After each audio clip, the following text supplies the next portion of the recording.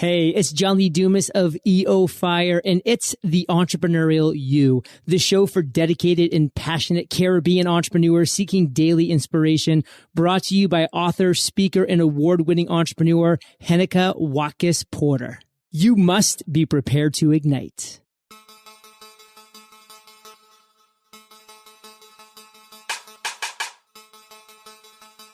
Coming up on this very special edition episode of the Entrepreneurial You podcast, observing Global Entrepreneurship Week. I don't see myself as a woman entrepreneur. So therefore, I do not see my life and my business through that lens. I am really a person who you have a vision, you get on with it, you do it, and deal with the challenges as they come. I am definitely still overcoming my number one challenge. I think that the same thing that is most challenging is also my biggest asset, and that is my industry.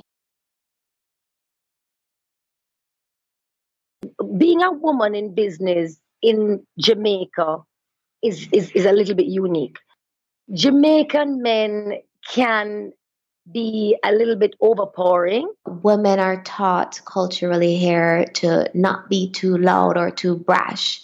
Extroverted women get bashed more than extroverted men. Hi, I'm Heneka Watkis-Porter, your inspirational leader and host of the Entrepreneurial You podcast. Today's episode is brought to you by Jamaica Stock Exchange. And now, let's go to today's episode. Starting off episode 87 of the Entrepreneurial You podcast for this very special edition observing Global Entrepreneurship Week is, among other things, a qualified accountant, a certified business and career coach, accredited InfoDev facilitator, ambassador for Women's Entrepreneurship Day, and author of the best-selling book, The Amazing Race to Entrepreneurial Freedom. She is a board member of Shift Caribbean, the British Chamber of Commerce, and Youth Business Trinidad and Tobago. It is my pleasure to welcome Georgina Terry to this very special edition of the Entrepreneurial You podcast. Welcome, Georgina. Hi, Heneka. Thank you so much for having me. Awesome sauce. What comes to mind when you hear Jamaica? Oh, I lived in Jamaica for a year, and so wonderful people, wonderful beaches, and the grill. And I was there just a few months ago. So yeah, that's what comes to mind. And happiness, pure happiness. Awesome sauce. All right.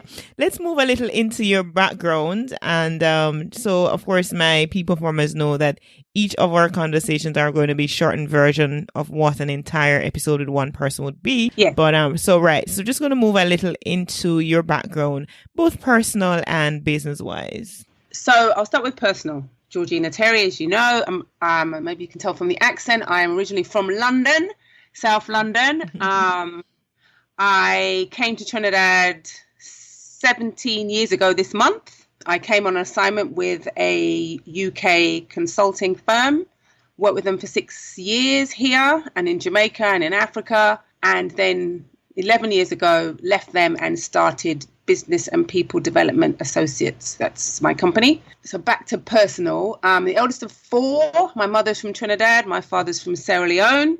I think one of the greatest gifts my parents ever gave us as children, and they told us this very, very young, that we can be, could be, will be anything that we desire in this life, and we can have anything we want. The only limitation will be in our minds. And they told us that so young that we did not contest it. So I realize now, as I'm growing up and have been growing up, that we were blessed to be given that gift to know that we have whatever it takes within us to do what we want, as long as we want it enough. Want it enough that you can see it, taste it, feel it, smell it.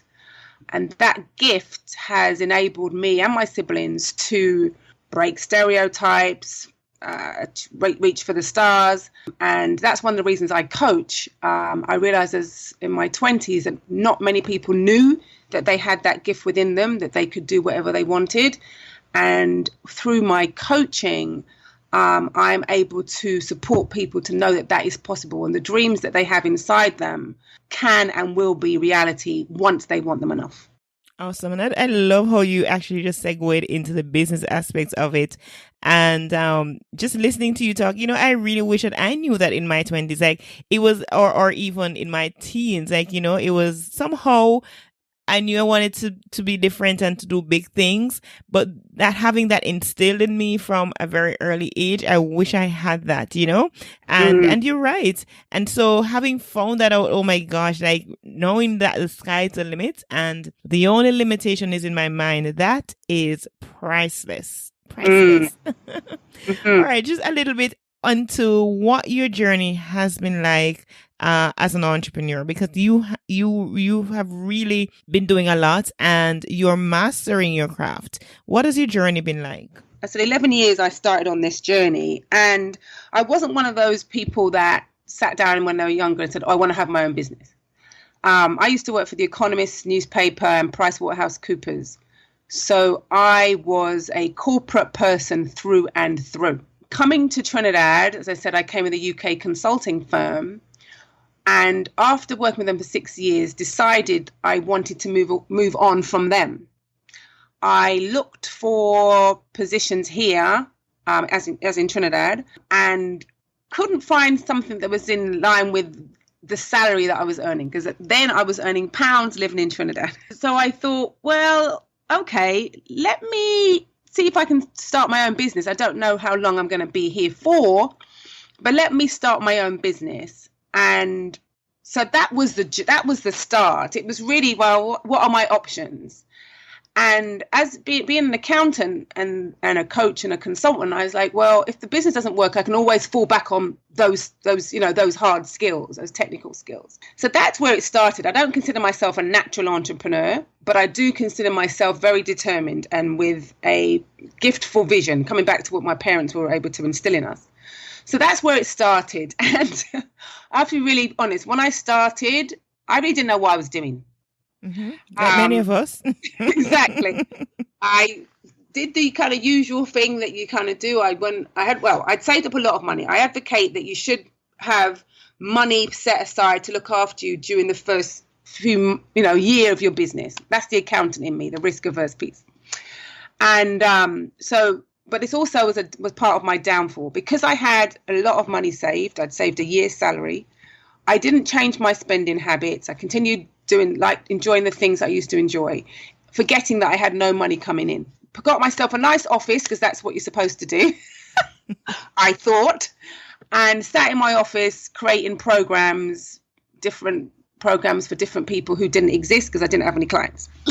Anyway, I remember going out one evening and with an associate of mine, and she introduced me to someone, and they said, what's your business name? So I said, BPD Associates. And they said, how do you market yourself? That was my response. Silence. And I quickly changed the subject and talked about the weather or something. And I went back to my office and I was like, oh, that's an interesting question. How do I do that? Now, what happened, you can tell I'm a storyteller, so I'm trying to keep it short within our limited amount of time. So if I wind back quickly to the 2009 kind of recession, I had a client who was in Africa, great lucrative contract, fantastic. Then they said, sorry, Georgina, we cannot continue the contract. I was like, okay, great. I can stay in Trinidad and build my business. And then I realized I did not have a business. I had a client. Mm-hmm.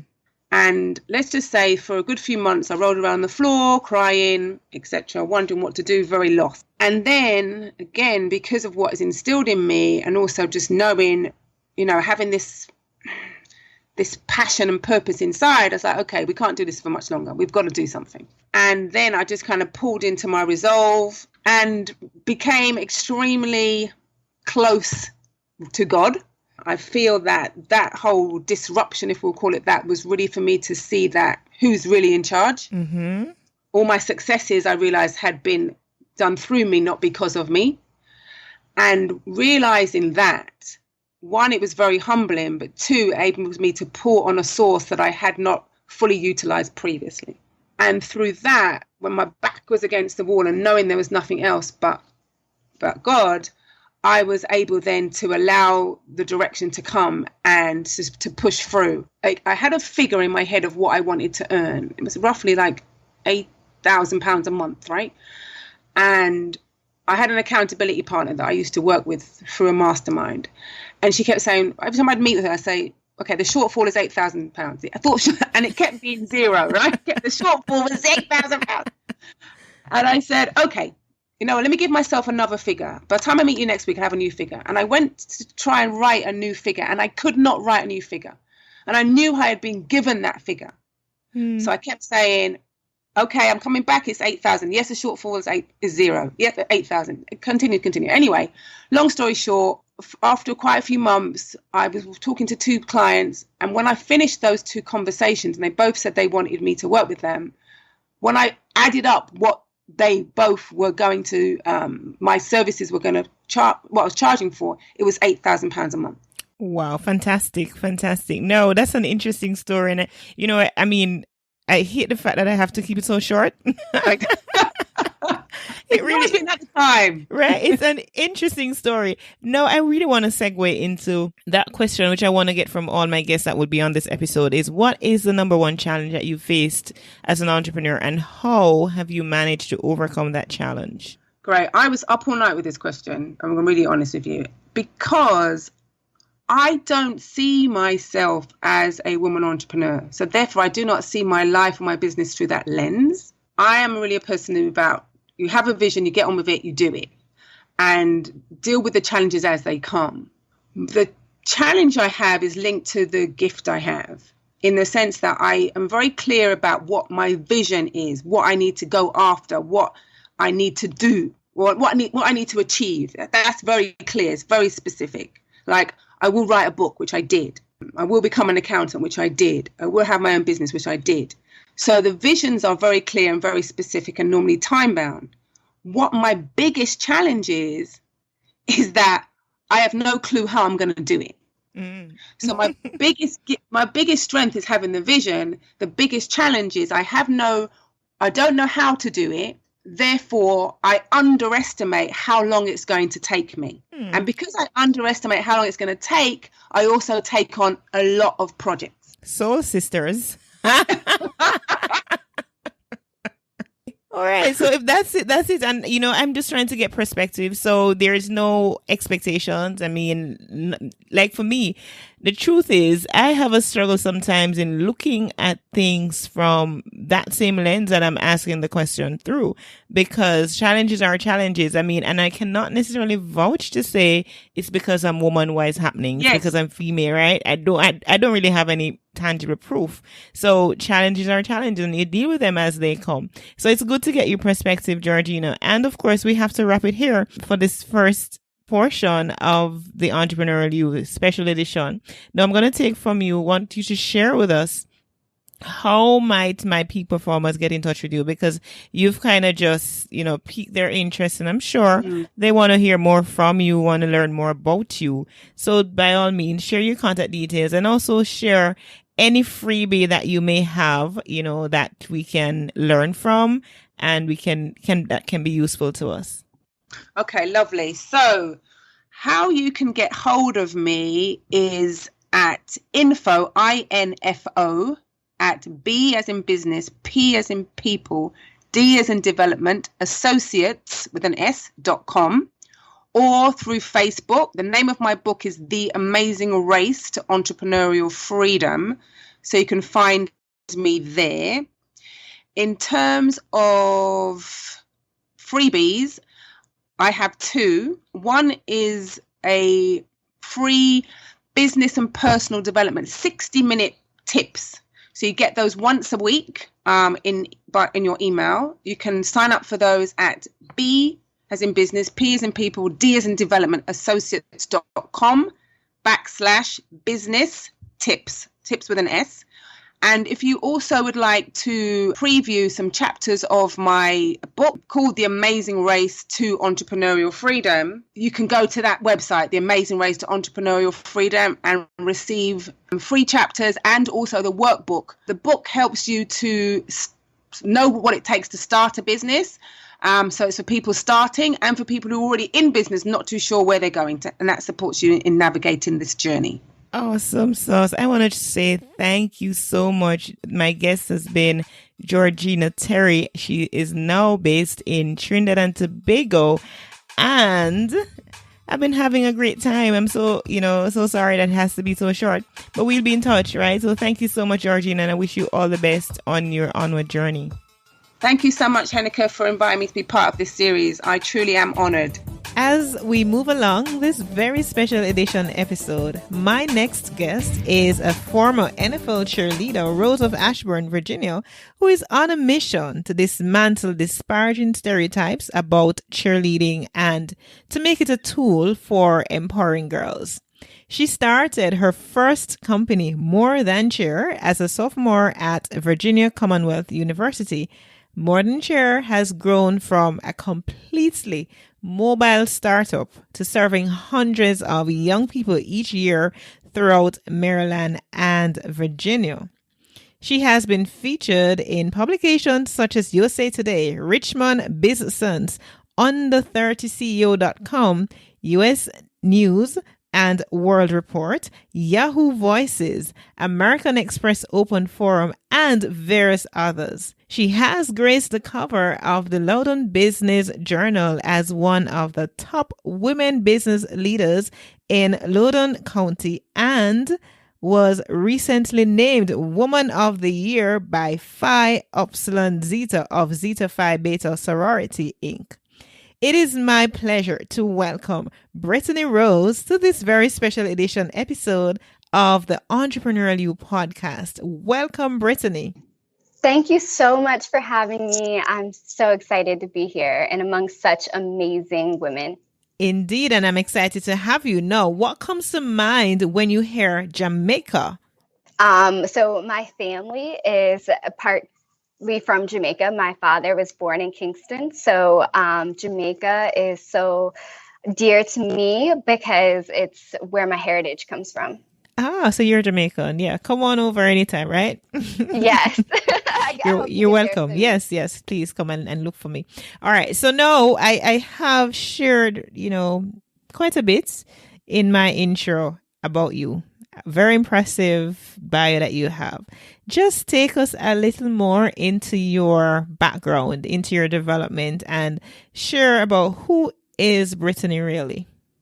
Yeah, I'd be happy to. So I think the word to describe me best is entrepreneur. And I think that is an overused word, but I can't think of another word that is more true to who I am. I love building businesses. My business happens to be centered around cheerleading and empowerment and girls, which are so important to me. But ultimately, it's the experience of building businesses and helping others to build businesses to live a life that they really enjoy and love, that has the freedom of time and freedom to be with their kids and freedom to be financially stable. That's probably like the most important thing to me. Awesome. We will continue with the thread that we've been asking all our women here on this particular episode. And it's to share, what is that number one challenge that you've faced as a female entrepreneur? And how have you managed to overcome that challenge, or are you still overcoming? I am definitely still overcoming my number one challenge. I think that the same thing that is most challenging is also my biggest asset, and that is my industry. Being in a childcare centered, sports centered, cheer, dance, gymnastics industry makes it more difficult for potential investors, business partners, things of that nature to be interested in what I do, and then to really see the vision.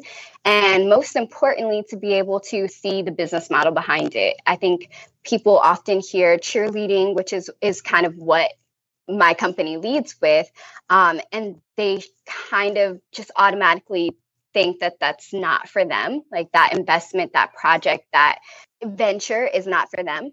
And that it's not true. It is for them. And so bringing people the numbers and having people understand the true business model behind what we do, that is not only really impactful for our kids and our community, but incredibly financially lucrative, is probably my number one challenge. And because I often am underestimated based on my industry, it also makes it my best opportunity, because I can sit in a room and I can say nothing or I can say everything, and I kind of have an opportunity to steer the direction of the conversation, and kind of be like a fly on the wall if I need to be. So I have an opportunity to sit back and watch the major players and see who's who before they understand who I am and what I'm capable of. Interesting. I would never have taken that position or,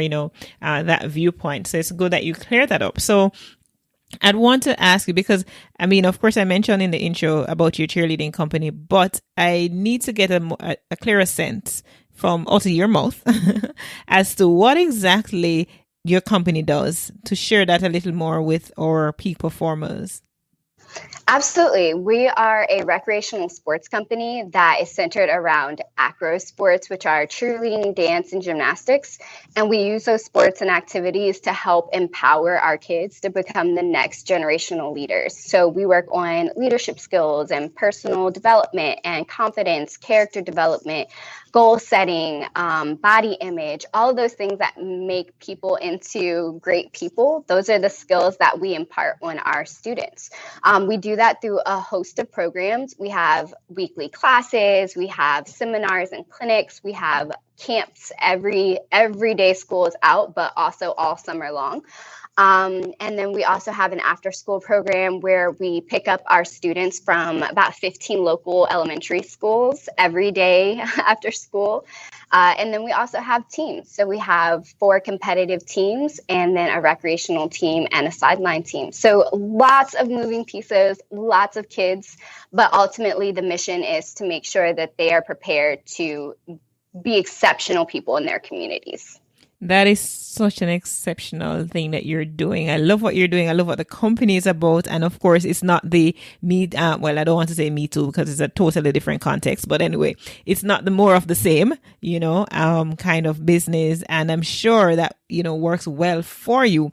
One last piece of advice that you will give to any young lady right now who wants to start a business, and before you close out with your giveaway that you have for us and also your contact information. Yes, absolutely. So my biggest piece of advice is to push to the next level, continue to grow as a person, always be looking for what excites you, what moves you forward.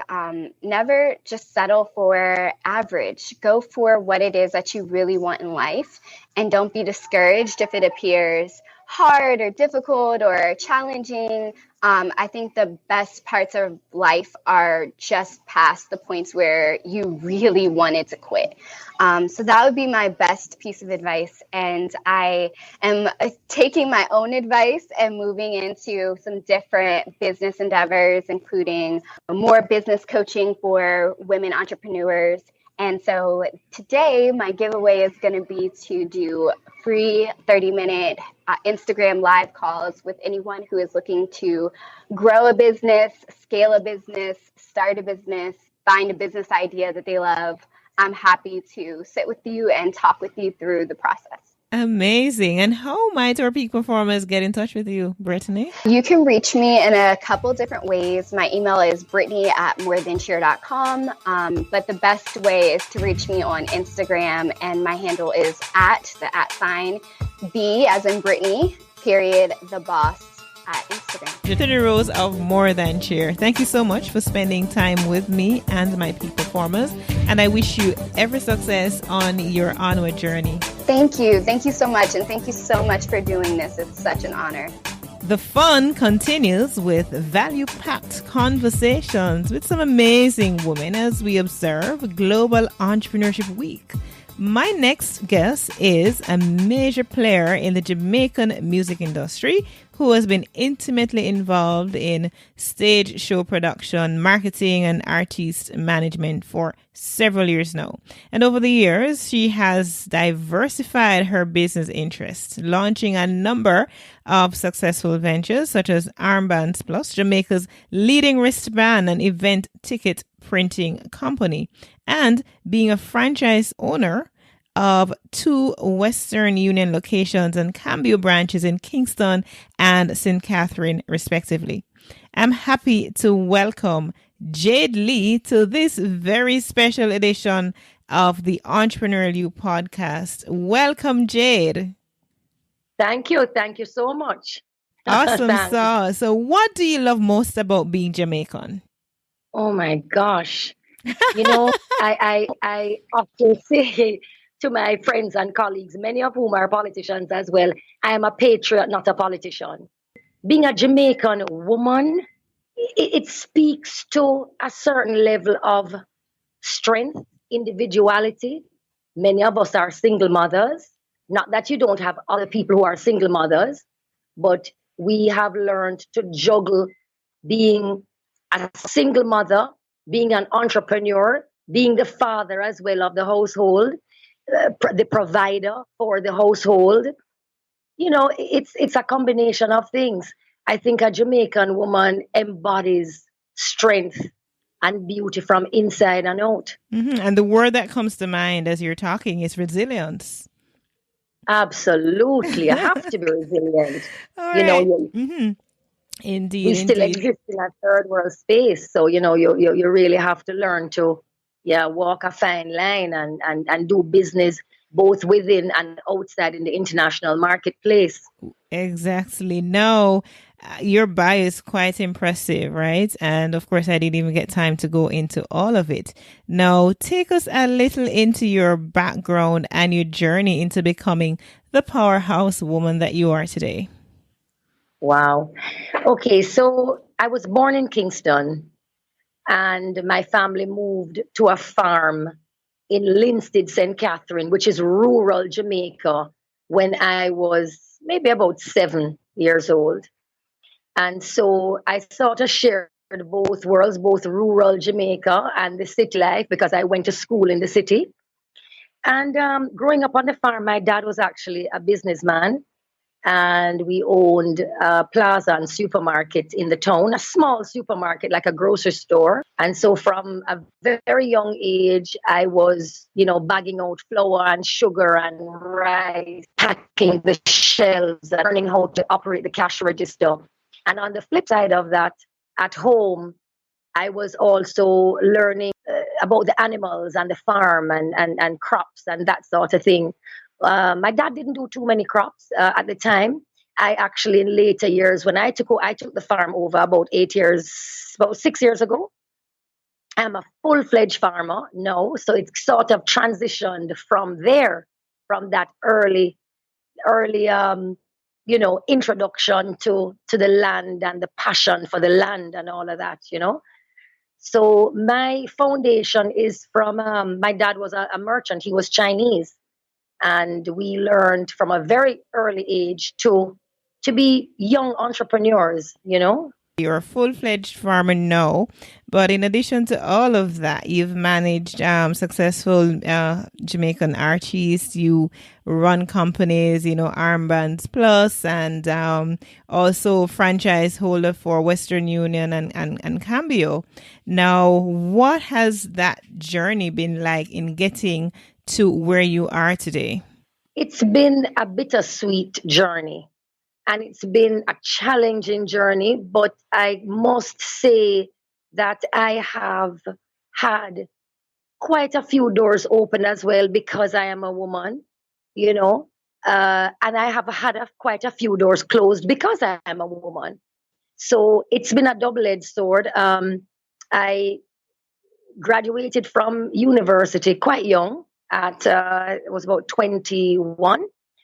And started my first business, which was a clothing store in Ocho Rios. Got married very, very young. Marriage just lasted a very short time, and decided to dive into my business side to provide for my young children. My children were very young at the time, and I became a single mom very young, when most girls were really finding themselves and really out partying and changing their hairstyles every week. I was challenged with providing for my children and feeding them and sending them to school. I'm a big advocate of education, so my children always, no matter what the cost, they had the best tutors, the best education, not the fancy shoes, and the new clothes and the designer clothes. No, they never had any of that. But education was really, really my top priority. Um, and started business from that very, very, very young age, being a newly divorced woman in my 20s, 3 children, and I have to provide for these children. Um, and so it was out of that. But then again, I came from an entrepreneurial family. I'm very much like my dad. My dad was really a hardcore businessman. And I think, I learned a lot from my father, both integrity and principles of business. He was a man of great principles and integrity, and guided me. He says, listen, you never have to sign a paper to do the right thing. You must look in someone's eye and shake their hand and agree on something and do the right thing. And so my foundation in business, I think in very short order, the few people that I started to do business with recognized that, I meant business. I was, a little sharp, as you have to be as a young woman in business. You kind of have to hold strong to certain things, or as you really get trampled on. But as I said, certain doors were open to me as well, and I did walk through those doors, and I made the best of it. And I proved myself. There was a lot of proving to do too, because people don't just embrace a 26-year-old that come to you and say, listen, I have a business plan. And I'd really like to, they're like, excuse me, who are you again? So, you kind of have to really and truly dot your I's and cross your T's.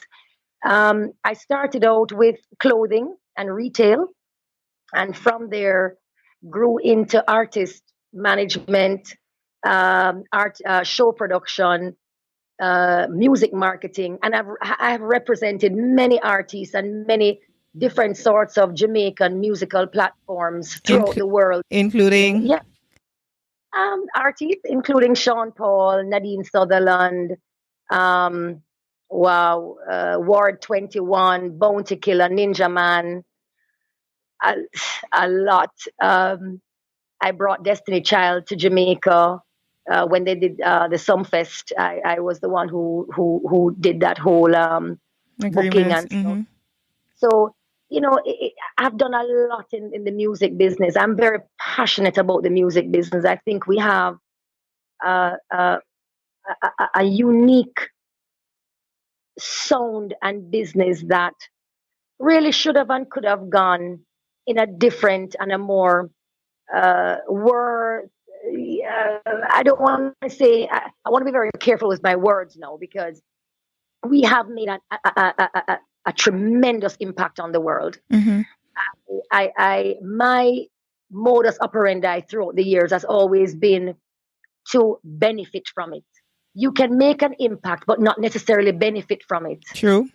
So now you have gone the gamut, Jade, of you're in music, farming, different ventures, armbands plus, etc. You're doing that gamut of things and wide range and very, very broad and dynamic, and I love it. Now, the number one challenge, is that what I want to get from you, that you faced as a woman in business? What has that been, and how have you managed to overcome it?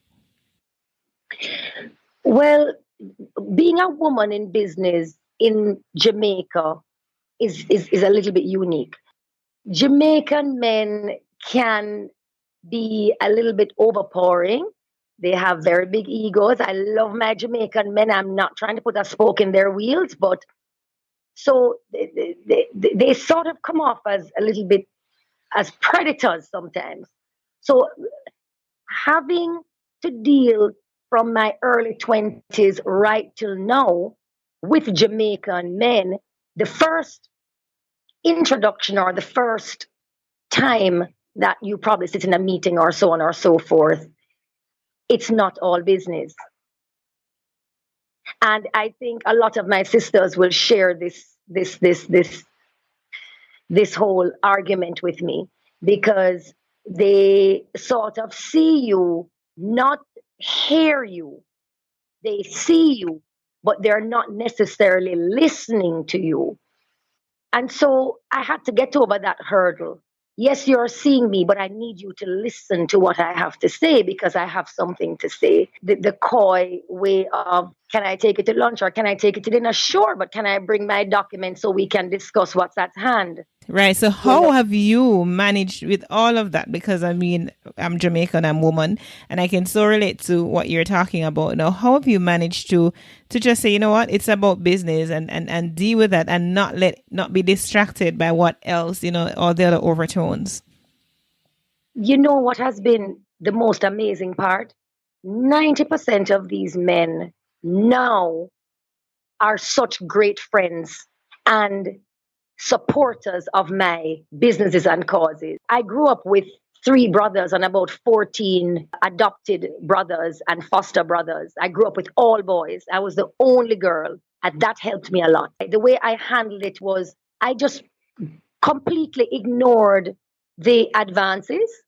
I stuck to the point at hand. I was very pleasant. I was never reprimanding or rude or disrespectful. I embraced the fact that I am a woman.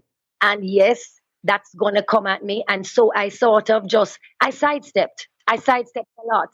And you must always control your environment and control your conversations. I became a master of controlling my environment and my conversations. And I always brought it back to the point at hand.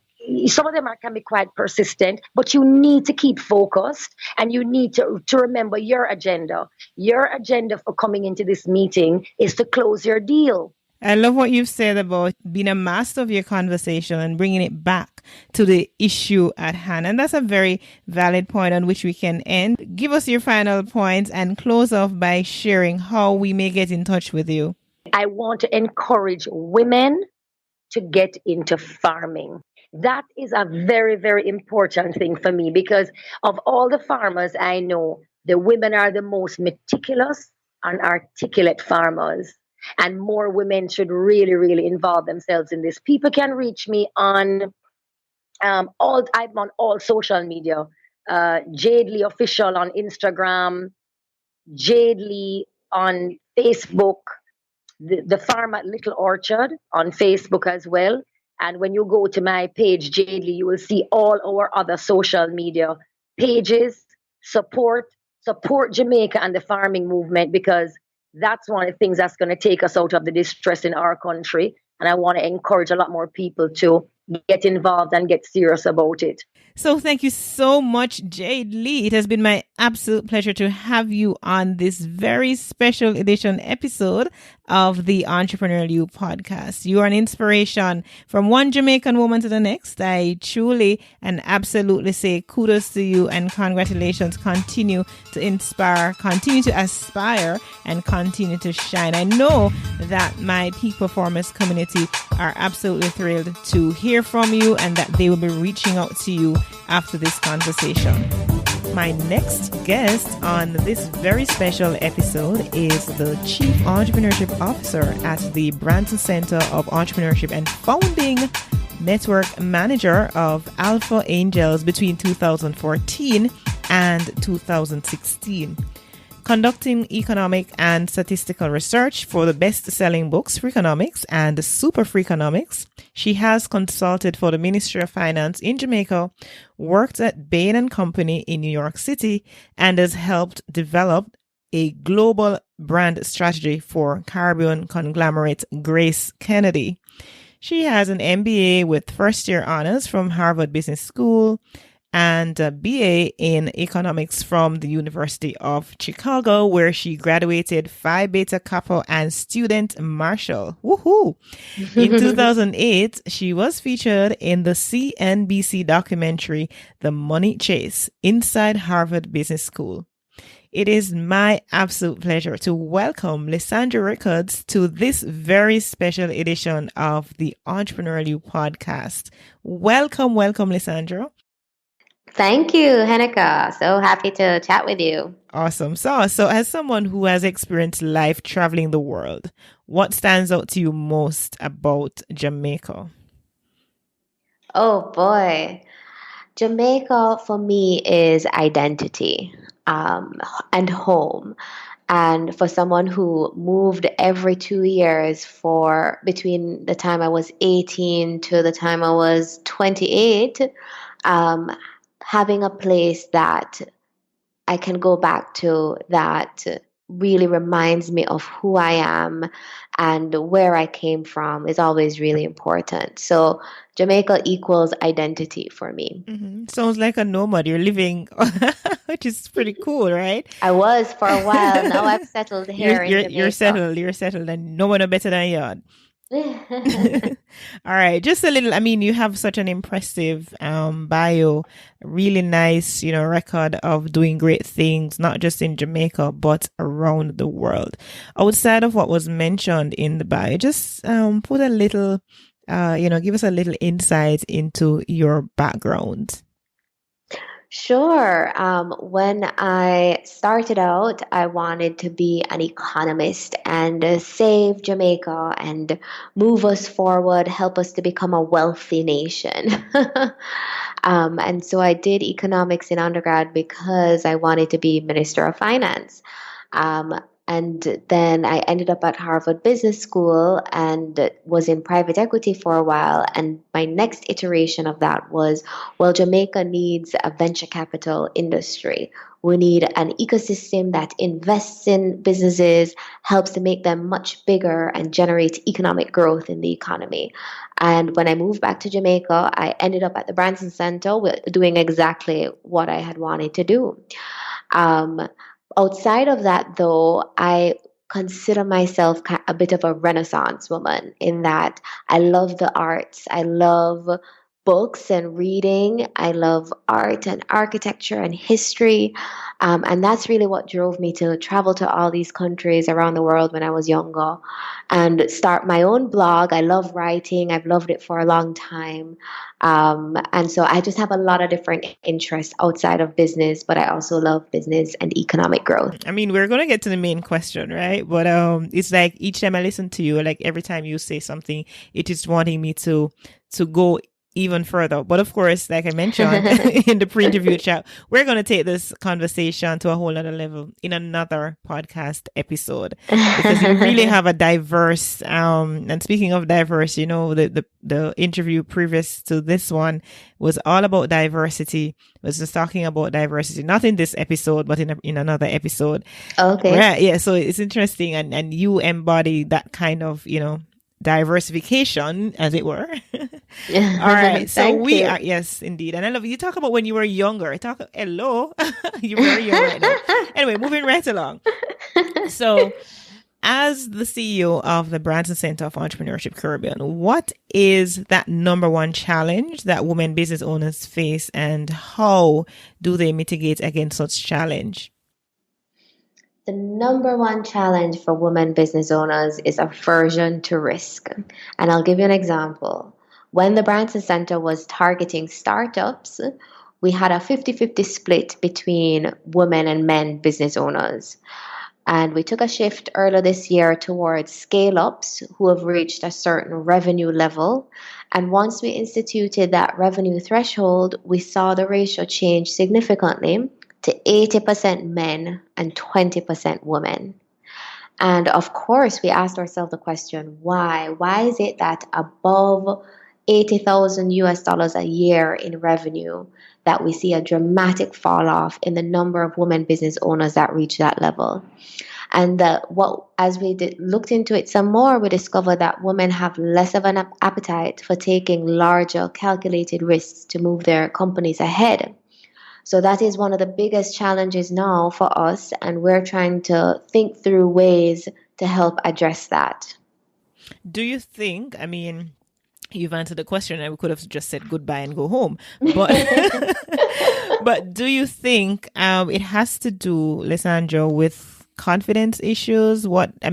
Yes, that's perhaps what's a symptom of perhaps a bigger problem, and maybe you have not done research to show that, but based on your own ideals, could it be fair? Could it be a lack of confidence that lead to that fear?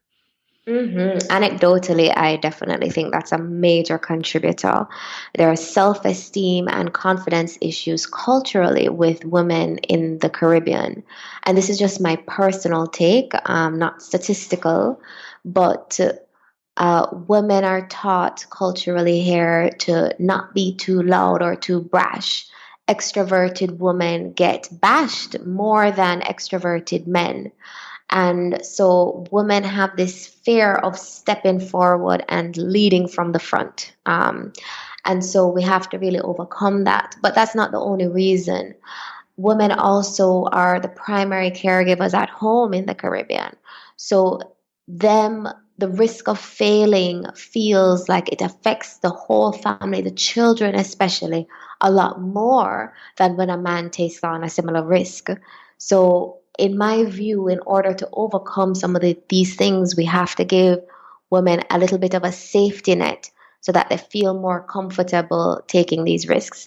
And we've been pushing with the grant making institutions here to, when they're issuing grants, allow the grantee to use more of the grant money for salaries to de-risk the entrepreneurial endeavor, especially for women. I quite like your response because I know that, especially, the first part of the question when you responded, it was really based on research. And I like that it wasn't just, based on what you believe. So thank you so much for sharing that. What is your final thoughts as it relates to women in business and taking risks? Well, internally as women ourselves, once we know that this is an issue, we have to now understand in our own psyches what is preventing us from taking risks to leap our companies forward, not just incremental change, but great leaps forward in our companies. And what can we do for ourselves to overcome those internal blocks? Do we need a business coach? Do we need a therapist? A lot of leaders need therapists, and nothing is wrong with that. Do we need to take more time in nature, meditation, connecting with ourselves? What do we need to overcome those hurdles internally? So look deep within, because many times the answer is actually deep within. Thank you so much for sharing, Lisandra. I'm speaking with Lisandra Rickards. She is the Chief Entrepreneurship Officer at the Branson Center of Entrepreneurship. It's really great talking with you, although it's a very short time. I'm going to ask you to just leave your contact information. Where can we find you on Facebook? And I don't know if you have any giveaway. I didn't clear that up with you before. If there's something that you want to refer specifically or community of peak performers to, then you can do that as well. Well, you can connect with me across Facebook, Instagram, Twitter. My handle is Liz Rickards across all platforms. And you can search for me on LinkedIn as well. I'm there too. And in terms of a giveaway, wow. Well, we have a workshop coming up for Global Entrepreneurship Week. It's on Saturday, November 18th, I think it is. And we can get one person in for free. It's on finance for entrepreneurs. So that will be the giveaway I'll offer to your listeners, Heneka. Awesome sauce. Right on the spot. I put you on the spot like that, yeah? I know. And you delivered. Spoken like a true entrepreneur, right? Indeed. It has been a pleasure, and I wish you all the best, Lisandra Rickards, on your onward journey. Thank you, Heneka. We needed to raise capital, but our experience with local financial institutions was that they were cautious and slow to act, and interest rates were far too high. We had real concerns about financing our business through outside equity investors and the possibility of interference. Could we get a fair valuation for our business? We had our own ideas about the business and its value. Should I go the traditional route of bank financing, or should I try the Jamaica Stock Exchange? So we made a call and experienced transformation of our business through conversations. I'm John Mafood, CEO of Jamaican Teas, and we're listed on the Jamaica Stock Exchange. Give us a call today at 876-967-3271 to begin your transformation through conversation. We want to see your company listed on the Jamaica Stock Exchange. So you want to start your podcast, but you don't know where to host it. Go to HenekaWatkis-Porter.com and claim your 1 month free of podcast hosting on Blueberry. Or if you already have your host but aren't getting statistics on your podcast, you can claim 1 month free stats from Blueberry at HenekaWatkis-Porter.com. That's HenekaWatkis-Porter.com. Go right now and claim your 1 month free statistics. We have come to the end of another great episode of the Entrepreneurial You podcast. Remember to subscribe in Apple Podcast and download all the episodes that you would have missed if you have not already subscribed and downloaded the episodes, and play them to the end as well, because good stuff is always at the end too. So do that, as well as go and leave a rate and review right now. I'd appreciate that. It helps a lot because I put a lot of effort into creating this free content, and it does help when I know that it is of significant value to you. So show your love by going to Apple Podcasts and just leave a rate and review. And when you leave that review, do send me an email at henekawatkisporter@gmail.com, because I'd love to be able to read them in an upcoming episode. And if I'm not notified, I won't know it's there, because unless you go into all the different stores in Apple, there is no way that I can actually know that a review was left or a current review was left. So it's important that when you leave your review, you send me an email, let me know about it, so I can go look for it and read it live on an episode of the Entrepreneurial You podcast. Thank you so much for tuning in. I'm Heneka Watkis-Porter. Remember, you were born to win, but to be a winner, you must plan to win, prepare to win, and expect to win. What good?